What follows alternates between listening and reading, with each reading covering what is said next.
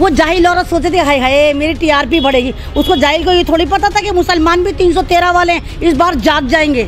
भाई आप हमारी मस्जिदों को तोड़ रहे हैं, हम सोचते हैं हम बचा लेंगे, आप हमें गाली दे रहे हैं, हम सोचते हैं हम अपने आप को प्रोटेक्ट कर देंगे। आप हलाल हिजाब हराम मंदिर मस्जिद कर रहे हैं, हमें लगता था कि हम कर लेंगे, लेकिन अगर बात मेरे रसूल पर आएगी तो तुम्हारी जबानों को गुद्दी से खींचकर तुम्हारी हथेलियों पे रख देंगे हम लोग। लेकिन जैसे ही सऊदी अरब ने, ईरान ने, कुवैत ने, कतर ने, दम्माम ने, इवन छोटे से मालदीव ने भी ये कहा कि हम इंडियन चीज़ों का बाइकॉट करते हैं, तो मोदी जी की चीखें निकल गई। क्योंकि अब जाहिर सी बात है कुवैत में, सऊदी में आपके और हमारे प्रोडक्ट तो बिकते नहीं, वहाँ भी अंबानी और अदानी के ही प्रोडक्ट हैं। अगर अंबानी और अदानी का बाइकॉट होता है तो मोदी जी की चीखें निकलनी जाहिर सी बात है, क्योंकि मोदी जी तो इन दोनों ही लोगों को लीड करा रहे हैं भारत में।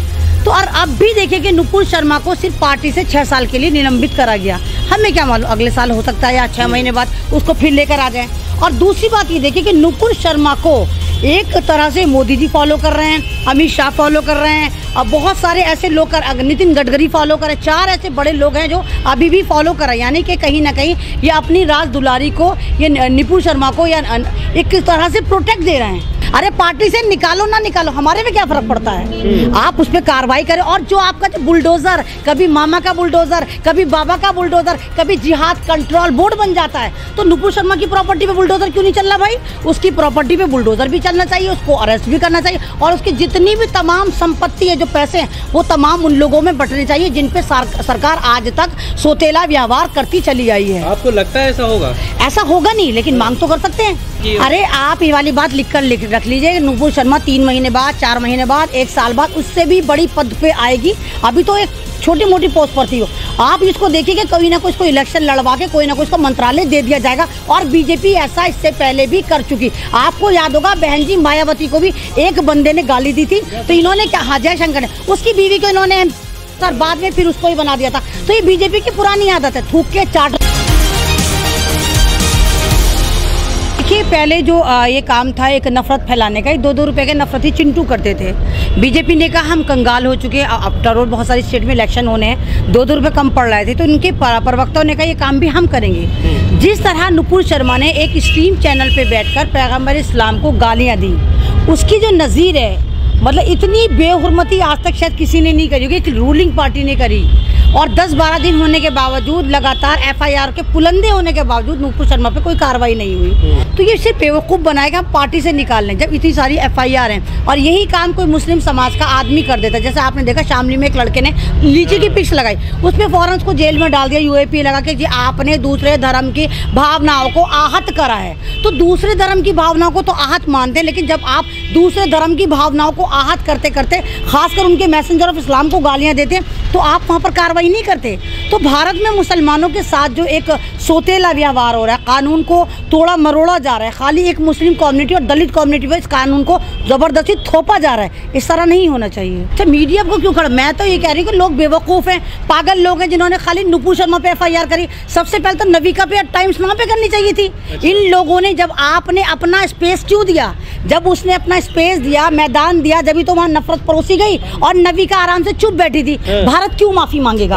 मांगेगी माफी बीजेपी, मांगेगी माफी नविका, मांगेगी माफी जो है वो टाइम्स नाउ वाले मांगेंगे। भारत ने थोड़ी बेइज्जती करी है रसूल पाक की। जिस रूलिंग पार्टी ने बेइज्जती करी है पूरी दुनिया से, वो माफी मांगे, भारत क्यों माफी मांगेगा? हम भारतीय नहीं, हम आवाज उठा रहे हैं। फ्रिंज एलिमेंट है वो।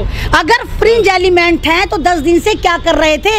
अगर वो फ्रिंज एलिमेंट है तो मोदी जी आप पब्लिक को जवाब दें, जिनको आप लगातार बेवकूफ बनाते चले आ रहे हैं। आज भी आप नुपुर शर्मा को फॉलो क्यों कर रहे हैं? यानी वो आप ही की है। तो ये ड्रामेबाजी है। इनको पता है कि भारत के लोग बहुत बेवकूफ़ हैं, ज़रा सी लॉलीपॉप दो बेवकूफ़ बन जाते हैं। तो जाहिर सी बात है अरब के देशों को और जागना चाहिए, अरब के देशों को और जागना चाहिए। अगर मुसलमानों की सुनवाई भारत में नहीं हो रही तो मुसलमानों को या तो UN में जाना चाहिए या अपने सऊदी अरब की तरफ, जितने भी इस्लामिक कंट्री उनकी तरफ देखना चाहिए। भारत में तो उनकी सुनवाई हो ही नहीं रही। अब आप देखिए कि इतना, वो आपको याद होगा नरसिम्हा स्वारानंद, उसने देखा हाय हाय ये नफरती चिंटू मुझसे आगे चली गई, नंबर 1 पे चली गई। कल उसने भी भौंकना शुरू कर दिया कि हाँ बिल्कुल सही कहा है, ऐसा होना चाहिए वैसा होना चाहिए। तो इनके जो हौसले हैं वो जग गए, इनको आदत हो गई, नरभक्षी हो गए, इनको खून पीने की आदत हो गई, दूसरे समाज को ठेस पहुंचाने की आदत हो गई। इन पर कार्रवाई होनी चाहिए, नहीं तो सरकार को सत्ता से उखाड़ कर बाहर फेंक देना चाहिए। नुपुर शर्मा के लिए आप तमाम लोगों को अभी बैठना नहीं चाहिए, पूरे भारत को उतरना चाहिए और कहना चाहिए कि नहीं, हमें नुपुर शर्मा निलंबित नहीं चाहिए, हमें नुपुर शर्मा पे कार्रवाई चाहिए, साथ साथ टाइम्स नाउ चैनल पे कार्रवाई चाहिए। तो ये चड्डी गैंग को ये वाली बात अभी याद आई, 3 दिन बाद याद आई, जब 80-20 का खेला हमारे उत्तर प्रदेश की जो मुख्यमंत्री वो खेल लेते 80-20 कर लेते, तब आपको नहीं पता था कि मुसलमान आपका आंतरिक है क्या बाहरी है? तब तो आप सारे मुसलमानों को फ्री में वीजा देते, जाओ जाओ पाकिस्तान जाओ। सब मुसलमानों को, अगर कोई भी मुसलमान कहता है हमारे पे जुल्म हो रहा है, चल जा मुल्ली पाकिस्तान चली जा। मेरी पोस्ट पर अभी आप अपलोड करेंगे, कितने SMS आएंगे, चल मुल्ली पाकिस्तान जा। तो यहाँ पर जो भी अपने हक की बात करता है, आप एकदम से वीजा कटवा देते हैं पाकिस्तान के बारे में। और लेकिन जब हमारे मजहब को गाली दी जाती है तो आप लोग कहते हैं नहीं भाई, मुसलमान एक होकर कहें कि नहीं हमारा आंतरिक मामला क्यों होता है? हमारा आंतरिक मामला नहीं है। और अगर नुकसान होता है तो अंबानी अदानी को हमारे पे क्या फर्क पड़ रहा है अगर सऊदी अरब इनके प्रोडक्ट का बाइकआउट कर रहा है? अच्छा करना चाहिए ताकि इनकी कमट नहीं। हम जो है भारत का मुसलमान एक तरह का बिल्कुल हैंडीकैप्ड मुसलमान है, बिना मल्ला के गाड़ी। अब आप देखिए देवन में बाकायदा सेमिनार सजाए जाते हैं, वहाँ ना तो नुपुर शर्मा पे कुछ बोला जाता है, ना मौलाना कलीम सिद्दीकी साहब पे कुछ बोला जाता है, ना ज्ञानवापी मस्जिद पे कुछ बोला जाता है। वो अपना सजाते हैं क्योंकि उनको पता था कि सरकार ने कह दिया कि हम अगला जहर बरातीर सिविल कोड लेकर आ रहे हैं। अब उन सबको लगा अगर सिविल कोड आ गया तो ये मुसलमानों की जितनी भी पॉलिटिकल धर्मगुरु इनकी दुकानें बंद हो जाएंगी, तमाम दुनिया से ज़कातें खैरातें मददें आती वो बंद हो जाएंगी।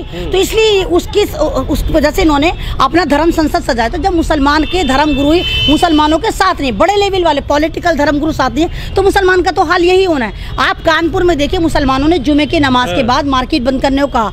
पुलिस वालों की बर्बरता की आप इंतहा देखिए कि गलियों में भी अगर 12-12 साल का बच्चा जा रहा है उसको पकड़ के ज़बरदस्त तरीके से उसको लटपेला जा रहा है, उसकी धुलाई करी जा रही है। और जिस तरह मुसलमानों पर एक तरफा कार्रवाई करी गई, FIR करके उनको जेलों में डाल दिया गया और फिर कहा गया कि इनकी प्रॉपर्टी पर बुलडोजर चलेगा। तो क्या यहाँ पर तुम्हें आंतरिक मामला नजर नहीं आता कि तुम मुसलमानों को बिल्कुल बर्मा वाले मुसलमानों की तरह टैकल कर रहे हो?